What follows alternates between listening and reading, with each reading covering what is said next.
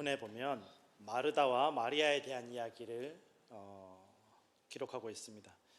잘 아시는 분들도 있으실 거고, 또 생전 마르다가 누군지 마리아가 누군지도 들어본 적도 없는 분도 있으실 것 같아서 간단하게 이야기 설명을 해드리면, 마르다와 마리아가 예수님의 방문을 받았는데, 마르다는 손님 대접하려고 정말 열심히 혼자 일을 하는데, 이 동생 마리아가 그냥 배짱이처럼 그냥 일도 안 하고 언니도 도와주지 않고 예수님 발 앞에 앉아서 예수님 눈치만 살살 보면서 그렇게 그냥 꾀를 부리면서 힘든 일을 안 하려고 하는 것입니다. 또 여기까지만 보면 마르다는 정말 부지런한 언니, 성실한 언니, 또 정말 열심히 하는 언니이고, 마리아는 꾀 부리는 게으름뱅이 동생처럼 보인다라는 것입니다. 심지어 어떤 사람들은 이 부분을 읽으면서 마리아는 정말 밉상 같은 아이가 아닌가, 그런 이야기를 하는 분들도 있다라는 것입니다. 사실 우리가 이런 모습들은 성경뿐만 아니라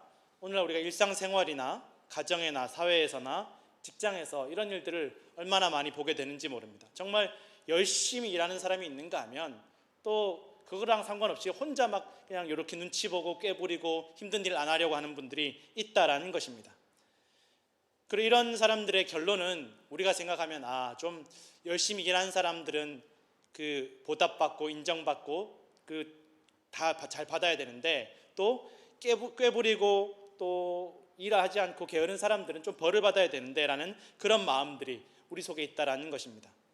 쉽게 말하면 우리 옛날 이야기 중에 우리 개미와 배짱이 이야기가 있다라는 것입니다. 개미는 한여름에 열심히 땀 흘려서 일해서 추운 겨울이 왔을 때 배고픔 없이 따뜻한 집에서 잘 지내게 되고, 배짱이는 한여름에 그냥 탱자탱자 노래만 부르고 개미를 비웃고 너 왜 그렇게 열심히 일하냐, 젊을 때 놀아야지, 그리고 게으름 부리다가 추운 겨울이 왔을 때 먹을 것도 없고 또 갈 곳도 없어서 개미를 찾아갔다가 문전박대를 당해서 얼어 죽고 말았다는 이야기가 있다라는 것입니다. 정말 이런 이야기를 들으면서 생각하면서 정말 그래, 정말 열심히 일하면 그 나중에 어려운 일이 닥쳤을 때 잘 견딜 수 있고, 또 게으름 부리면 나중에 힘든 일이 닥쳤을 때 못 이겨내지라는 교훈이 된다라는 것입니다. 요즘은 좀 시대가 바뀌어서 이야기가 완전히 바뀌었다라는 것입니다. 한여름에 온 힘을 다해서 열심히 일한 식량을 준비한 개미는 겨울이 왔을 때 골병이 들어서 그냥 쌓아놓은 곡식을 바라보기만 하고 그걸 먹을 기력도 없어서 굶어 죽었다는 이야기입니다. 또 배짱이는 열심히 노래 연습을 해서 대박이 나서 음반도 내고 겨울 내내 부잣집에서 불려다니면서 등 따시고 배부르게 한겨울을 잘 지냈다라는 이야기가 있다라는 것입니다. 근데 이렇게 바뀐 이야기를 들으면 마음이 참 불편합니다. 이게 분명히 열심히 일한 사람이 대접받고 열심히 일한 사람이 보상받아야 되는데 이거 잘못된 거 아닌가, 불편한 마음이 든다라는 것이, 씁쓸하다라는 것입니다. 물론 현실적인 이야기, 정말 현실적인 이야기다라는 생각은 들지만 이래서는 안 될 것 같은데, 이렇게 나가면 안 되는데 라는 생각이 든다라는 것입니다. 그런 불편한 감정, 불편한 마음들이 오늘 이 마르다와 마리아의 이야기를 읽으면서도 생길 수 있다라는 것입니다. 이게 열심히 일한 사람이 칭찬받고 인정받고 대접받는 게 아니라 오히려 열심히 일한 사람이 야단맞고 또 게으름 부리고 그냥 꾀부린 사람이 오히려 칭찬받는 이야기가 아닐까라는 생각을 하게 된다라는 것입니다. 기껏 예수님을 손님으로 초대해서 동생 마리아가 안 도와줘도 열심히 혼자서 일하는 그 마르다가 너무 속상하고 억울해서 예수님, 저 마리아가 나 좀 돕게 해주십시오, 좀 마리아 좀 야단쳐 주십시오 라고 부탁을 하는데, 예수님이 오히려 마르다에게 너 그렇게 여러 가지 하지 말고 그냥 너무 마음 분지하게 하지 마라, 이 마리아는 자기 좋은 거 택했으니까 빼앗기지 않을 것이다, 마치 마리아를 감싸주시는 것처럼, 마리아의 손을 들어주시는 것처럼, 마리아 편을 들어주시는 것처럼 이렇게 이야기가 흘러가더라는 것입니다. 그러니 성경 말씀 읽는 사람들이, 성도들이 너무 좀 불편한 거예요. 예수님이 어떻게 이러실 수가 있지? 마르다가 수고한 것을 전혀 모르실까? 왜 마르다가 수고한 것을 알아주시지 않을까? 그저 아무런 일하지 않고 섬기고 봉사 안 해도 그냥 말씀 듣고 예배 듣고 가만히 있는 것을 예수님이 더 귀하게 보시나? 그럼 나는 교회에서 봉사도 하지 말고 헌신도 하지 말아야지, 이런 생각이 들 수 있다라는 것입니다. 예수님이라면 적어도 좀 마르다가 말하기 전에 좀 마리아에게 야, 너 꾀부리지 말고 가서 언니 좀 도와줘라, 나중에 밥 먹으면서 이야기해도 되고 식사 끝나고 이야기해도 되니까 지금은 저 혼자 일하는 언니 좀 도와줘라 라고 말씀해 주실 수도 있을 텐데, 아니면 적어도 마르다가 이렇게 부탁했을 때 아 그래 마르다야 너 혼자 고생하는 건 내가 미처 몰랐구나, 마리아에 가서 좀 도와줘라 라고 말씀해 주면, 또 아니면 적어도 마리아를 감싸주지 않았더라면, 그 마리아 좀 꾀부리는구나, 너 안 되겠다, 언니 좀 본받아라 라고 한마디 해주셨더라면 마르다가 위로가 되고 참 은혜가 되었을 텐데 너무 속상한 것입니다.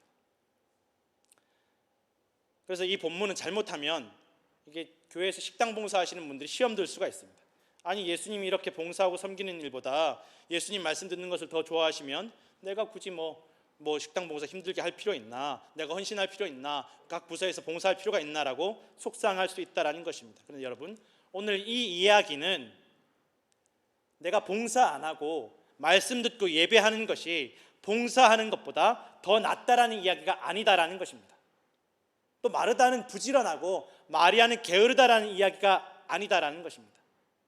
우리가 어떻게 예수님을 우리는 저 마르다가 아니라 마리아처럼 예수님께 예배하고 섬겨야 된다라는 것을 알려주는 이야기도 아니다라는 것입니다.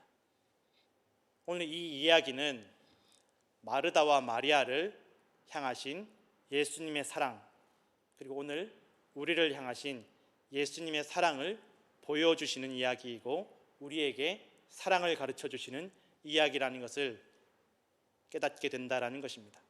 오늘 38절에 보면 그들이 길 갈 때라고 말씀하고 있는데, 여기서 그들이 누구입니까? 예수님과 예수님의 제자들, 그리고 예수님을 따른 수많은 무리들이라는 것입니다. 그들이 길 갈 때 어디로 가느냐 하면 누가복음 9장 51절에 보면 예수님께서 이제 이 땅에서의 마지막 사명, 십자가에서 고난당하시고 죽으시고 부활하시고 승천하시는 그 이 땅에서의 마지막 사명을 위해서 예루살렘을 향해서 출발하셔서 걸어가시는 길이라는 것을 알 수 있다라는 것입니다. 예수님에게는 너무도 거룩하고 무겁고 힘든 길이다라는 것입니다. 예수님 혼자만의 그 사명만으로도 너무너무 힘들고 고통스러운 길이라는 것입니다. 그런데 오늘 예수님께서 이렇게 예루살렘으로 올라가시는 길에 이 마을에, 이 베단이라는 마을에 들어가셨다라는 것입니다. 마르다가 길 가신 예수님을 우리 마을에 오십시오라고 한 것이 아니라 예수님께 처음부터 작정하시고 이 베단이라는 마을로 들어가셨다라는 것입니다. 이 베단이라는 마을이 어떤 마을이냐면 예루살렘 동쪽으로 한 3km 정도 떨어져 있고 여리고라는 동네에서 예루살렘으로 올라가는 중간에 있는 동네입니다. 그런데 이 베단이라는 마을은 흔하게 아무나 그렇게 막 들어가는, 사람들이 많이 들끓는 동네가 아니라는 것입니다. 이 베단이라는 동네는 예수님께서 주로 예루살렘에서 일이 있으실 때 머무르시던 동네였습니다.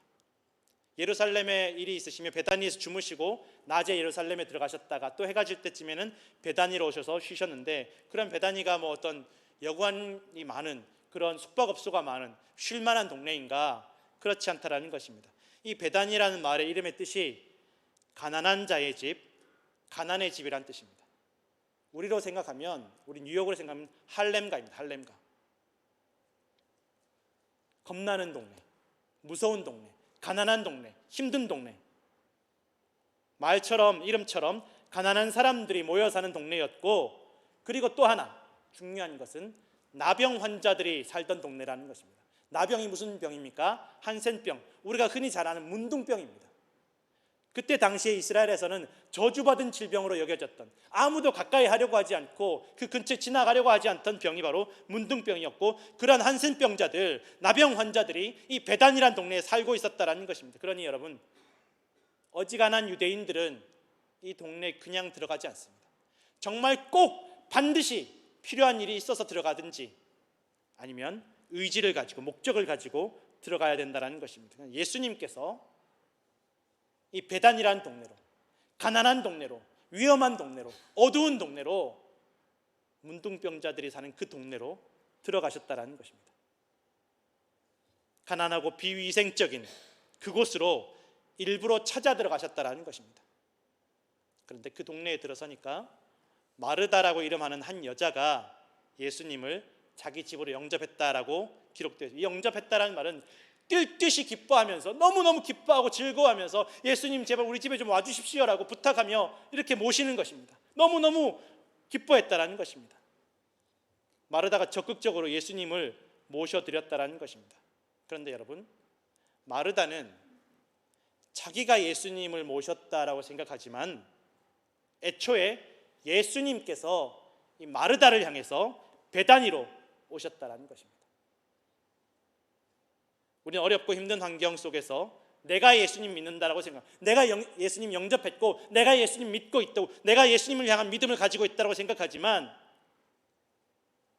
내가 예수님께 나아가서 내가 예수님을 위해서 내 인생의 한 자리를 내어드리고 내 시간을 내어드린다고 생각하지만, 사실은 예수님께서 나를 찾아오신 것이고 나를 불러주신 것이고 예수님께서 내 환경과 처지와 내 인생을 받아주신 것입니다.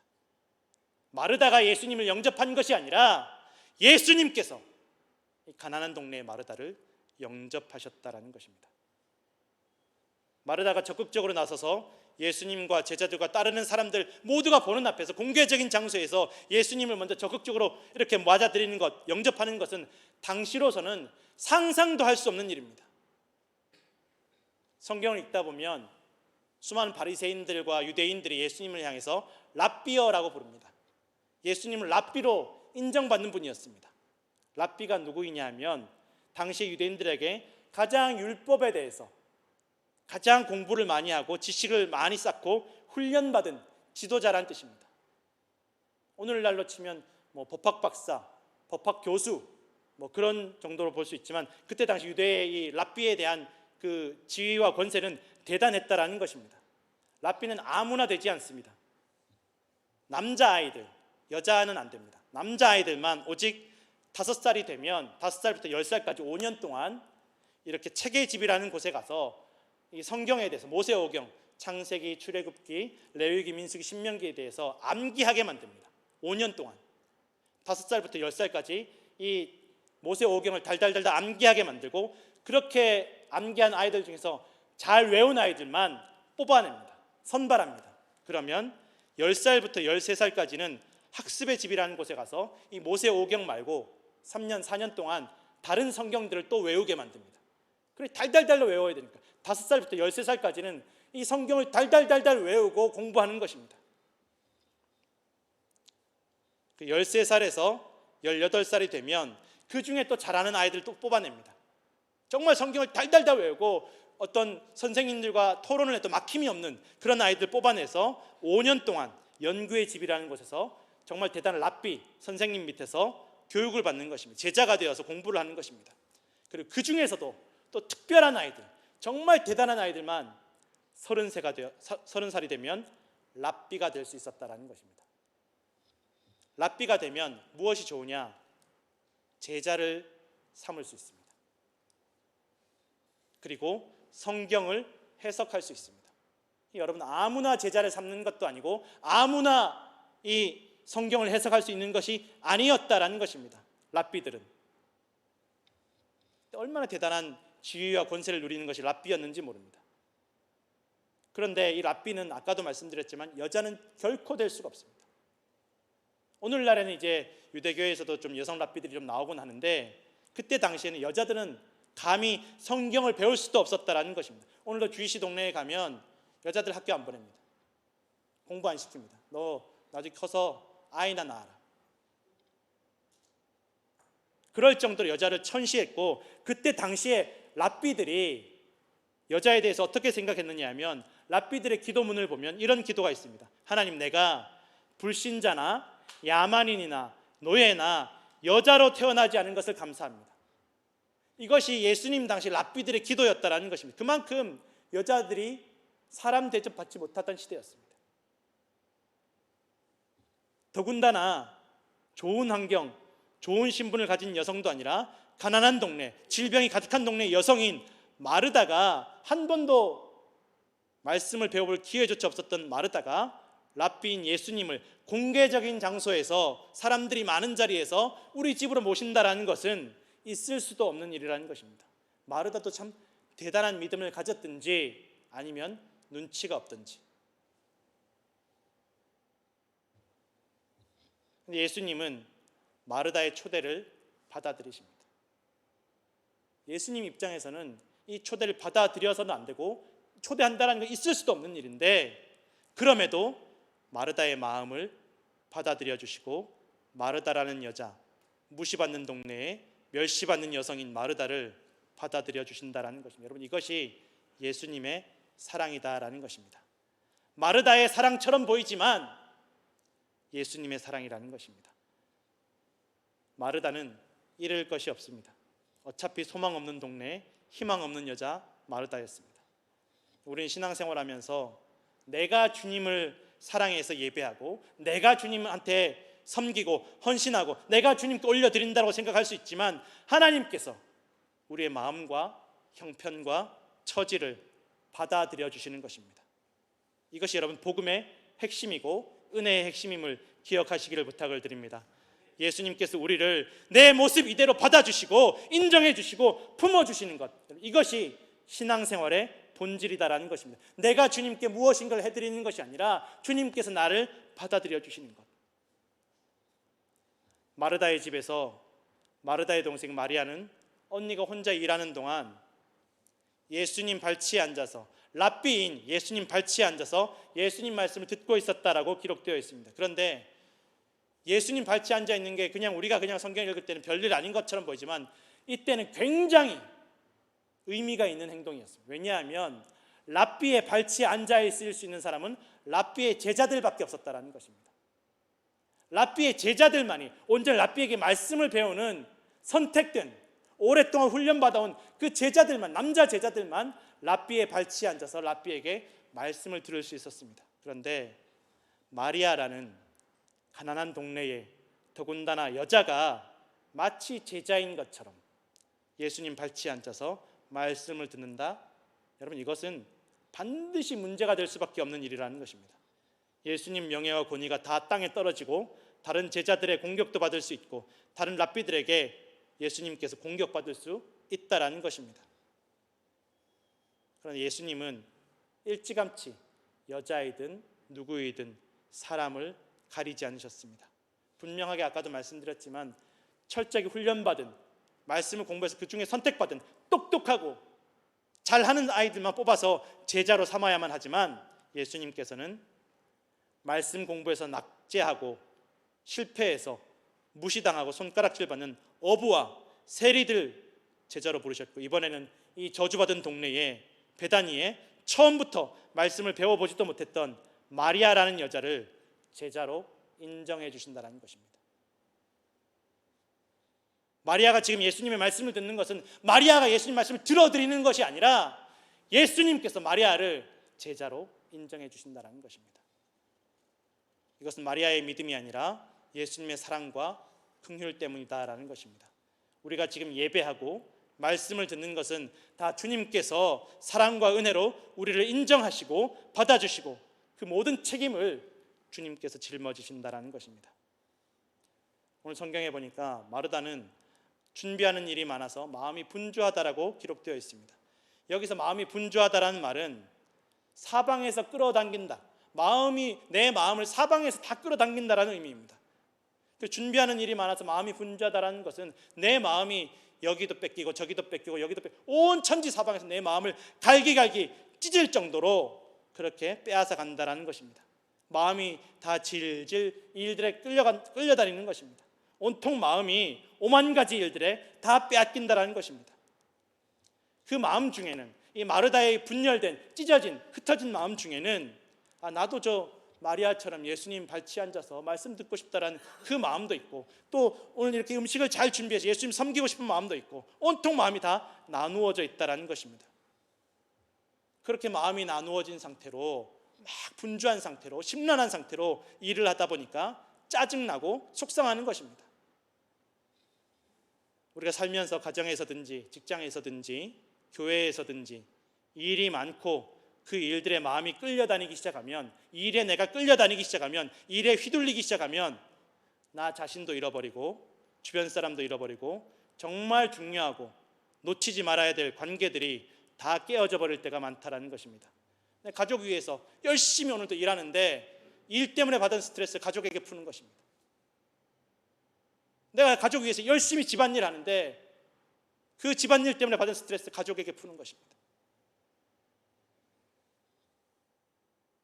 내 수고를 알아주지 않는 주변 사람들에게 속상하고 서운한 마음이 드는 것입니다. 그러면 정말 내가 일하는 목적과 관계를 다 잃어버리게 되는 것입니다. 마르다도 그렇게 예수님을 기뻐하면서 예수님 어떻게든 우리 집에 좀 와주셨으면 좋겠다라고 기뻐하면서 영접했는데, 간절한 마음으로 예수님을 모시고 왔는데 그렇게 모시고 온 예수님에게 서운함이 폭발하는 것입니다. 예수님, 어떻게 나 혼자 이렇게 열심히 일하고 있는데 지금 마리아 그냥 두십니까? 어떻게 마리아가 나 혼자 일하게 그냥 두십니까? 왜 나를 생각해 주지 않으시고 나를 인정해 주지 않으십니까? 마리아한테 말해서 나를 좀 도와주라고 해 주십시오. 예수님에게 화를 내며 요구하게 됩니다. 어떻게 이럴 수 있습니까? 있을 수 없는 일이라는 것입니다. 있어서도 안 되는 일이라는 것입니다. 누가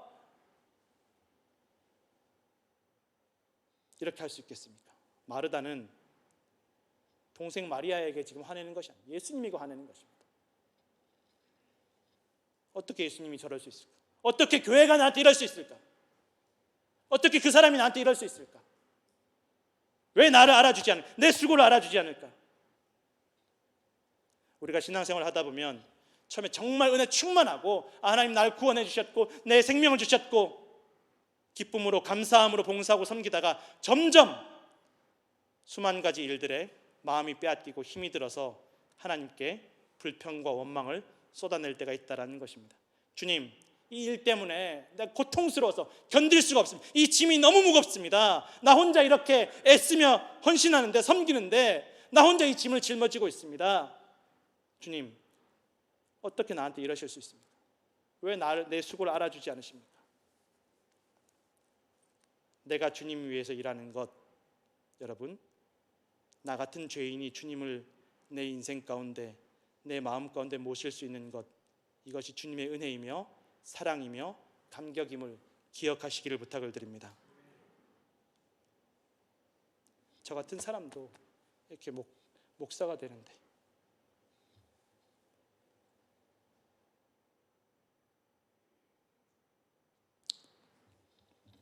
내가 주님 위해서 뭘 드리는 것이 아니라 주님이 저 같은 사람도 쓰시는 거예요. 나 같은 사람 쓰시는 거예요. 나 같은 죄인 쓰시는 거예요. 받아들여 주시는 거예요. 인정해 주시는 거예요. 세상 사람 누가 뭐라고 해도 주님이 나를 받아들여 주시는 거예요. 누구를 비교할 일도 원망할 일도 속상한 일도 없고 오직 내게 주신 은혜이고 내게 주신 사랑이다라는 것입니다. 예수님께서 마르다에게 말씀하십니다. 네가 많은 일로 염려하고 근심하고 있다라고 말씀하십니다. 염려한다라는 말은 마음이 다 흩어지고 다 쪼개지고 분열됐다는 소리입니다. 마음이 여기저기 다 흩어졌다는, 이 일에, 그 일들에 내 마음이 다 빼앗겼다는 것입니다. 근심한다라는 말은 소란을 일으킨다, 갈등을 일으킨다, 말썽을 일으킨다는 뜻입니다. 자기 스스로 괴롭게 하고 나만 괴로운 게 아니라 남도 괴롭게 만든다는 것입니다. 자기가 일 만들고 그 일에 마음을 빼앗겨서 그 일에 휘둘리는 것입니다. 스스로 괴롭게 되고 남도 괴롭히는 것입니다. 예수님께서 마르다에게 말씀하십니다. 몇 가지만 하든지 혹은 한 가지만이라도 족하니라. 이 말씀은 마르다야, 너 잘못했다, 너 그 일 하지 말고 여기 와서 너도 말씀 들으라라고 책망하는 것이 아니라 야단치는 것이 아니라는 것입니다.